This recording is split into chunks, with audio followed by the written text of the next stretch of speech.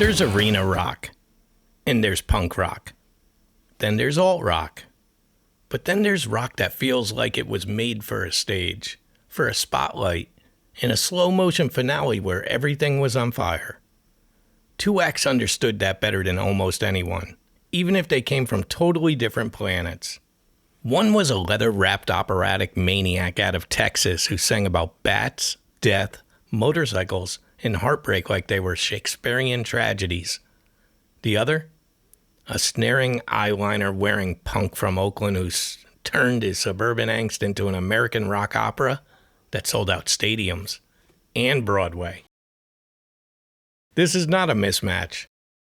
This is a mirror. This is Meatloaf versus Green Day. So let's start with Act 1, the power and the passion.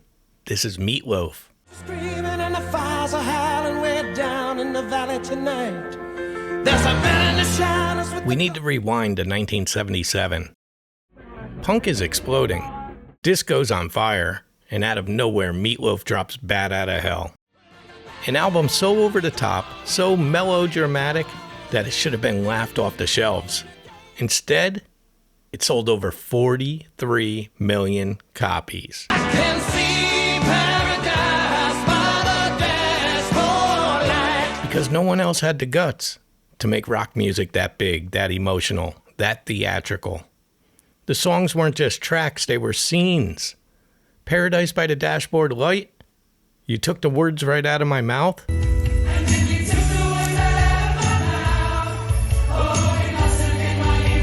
Two out of three ain't bad?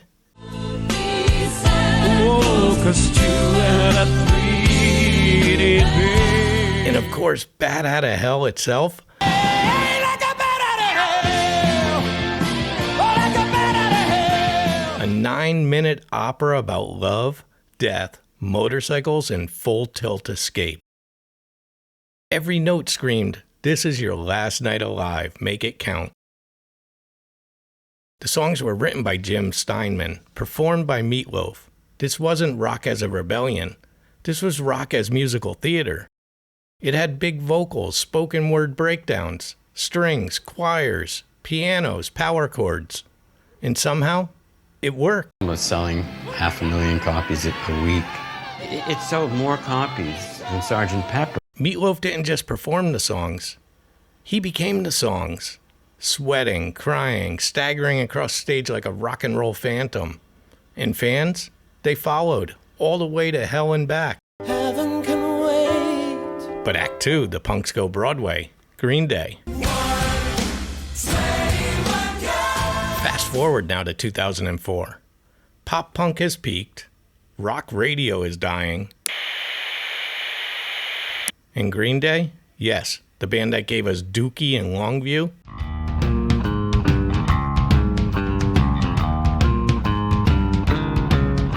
Drop a record that no one expected. American Idiot. Don't wanna be an American idiot. The story of Jesus of suburbia. The son of Rachel Love. The Jesus of suburbia. Narrative arc about war, media, rebellion, heartbreak, identity. Told in 5-act structure with reprises, callbacks, and multi-part songs. Sound familiar? This is Bat Outta Hell in a hoodie. Boulevard of Broken Dreams.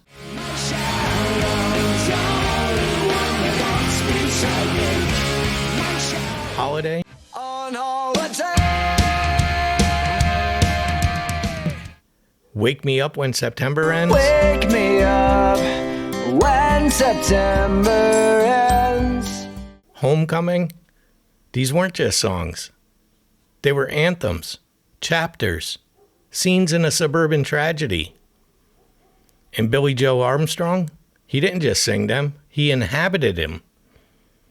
He was the punk prophet, staring into the middle distance, begging America to listen before it swallowed its own kids. Bring your A game. I think as long as we get nervous before we play a show, I think that's the key, that we care about what we're doing. And you want to bring everything you have and leave nothing left on the stage every night. And then they took it to Broadway. Literally. American Idiot, the musical, opened in 2010. Tony nominations, critical praise, and fans who finally saw what Green Day had become. Not just a punk band, not just a pop band, but a theatrical rock institution.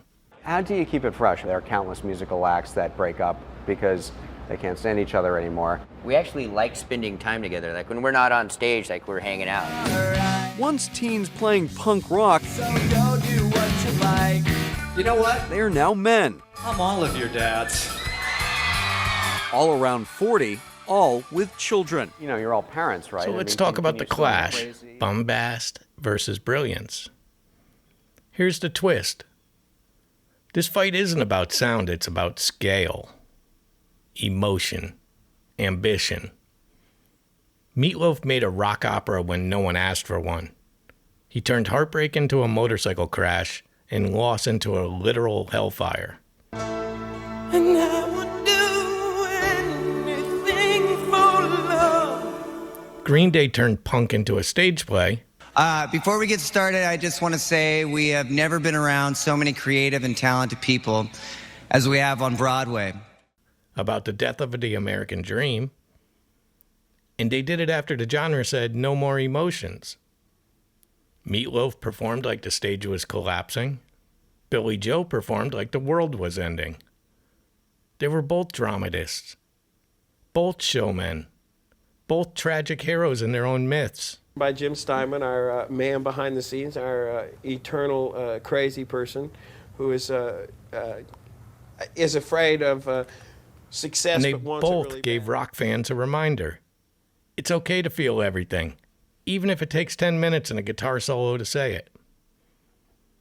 So who made theatrical rock matter more? Was it Meatloaf, the man who screamed love songs like Arius and made every show feel like the apocalypse?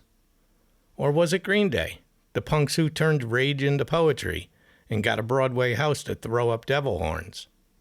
So you tell me. Hit the comments, stake your claim, and if you say neither, you haven't cried in a car to objects in the rearview mirror?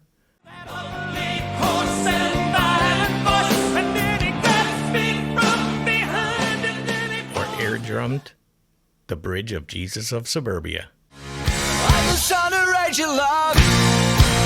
The Jesus of Suburbia. This isn't a joke. This is theater. This is emotion. This is rock turned all the way up. I'm Fred Carroll. This was Scene Wars. Meatloaf brought the fire. Green Day brought the fury. Who takes the crown? You tell me.